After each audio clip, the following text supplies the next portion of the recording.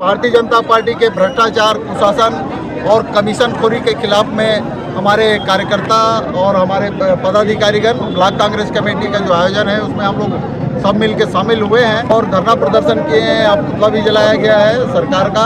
हमारे सारे कार्यकर्ता आज आंदोलित थे। पूरे प्रदेश में हाहाकार मचा हुआ है। किसानों को न खाद मिल रहा है, न बीज मिल रही है।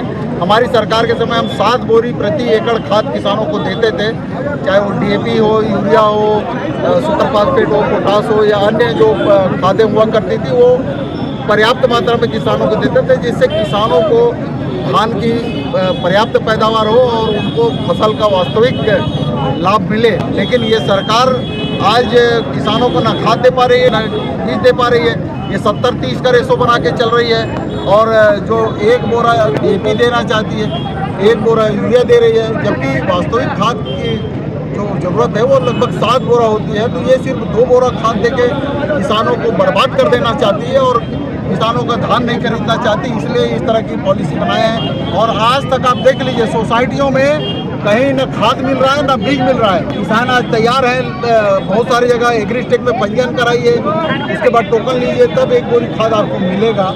तो इस तरह के जो प्रताड़ित किसानों को कर रहे हैं, युवाओं का बेरोजगारी भत्ता बंद कर दिया गया, हमारे नीट की परीक्षाओं के पेपर लीक किए जा रहे हैं, 12वीं की परीक्षाओं का पेपर लीक हो रहा है।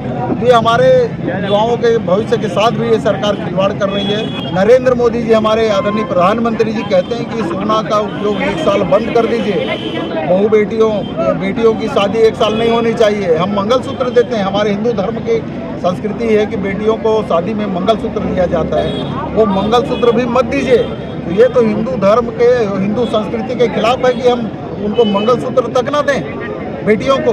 इस तरह का प्रधानमंत्री आज तक इस देश को नहीं मिला जो हिंदू का नाम लेते हैं लेकिन हिंदू धर्म के खिलाफ ही काम कर रहे हैं, हिंदुत्व के खिलाफ काम कर रहे हैं, हिंदू संस्कृति के खिलाफ काम कर रहे हैं। भारतीय जनता पार्टी की जो शाही जी की सरकार है वो दिल्ली के रिमोट कंट्रोल पे चल रही है। आज जल जंगल जमीन उजाड़े जा रहे हैं, उद्योगपतियों को दिए जा रहे हैं, पूरे पेड़ों की कटाई हो रही है। पूरे प्रदेश में कई लाख पेड़ काटे जा चुके हैं, कई लाख पेड़ काटे जाने हैं।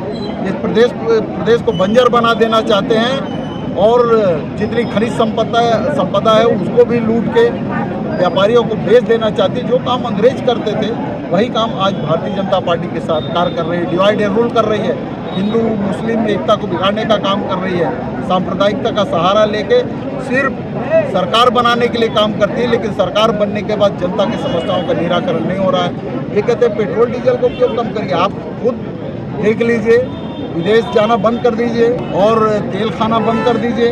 पेट्रोल डीजल का ये सरकार भारतीय जनता पार्टी की कहती है कि अब ये इसका स्पष्ट दिख रहा है, ये कहती है कि जनता के समस्याओं के लिए जनता ही जिम्मेदार है, हमारी सरकार की कोई जिम्मेदारी नहीं, हमारा कर्तव्य नहीं है। जनता के लिए जितनी समस्या आ रही है उसके लिए जनता ही जिम्मेदार है।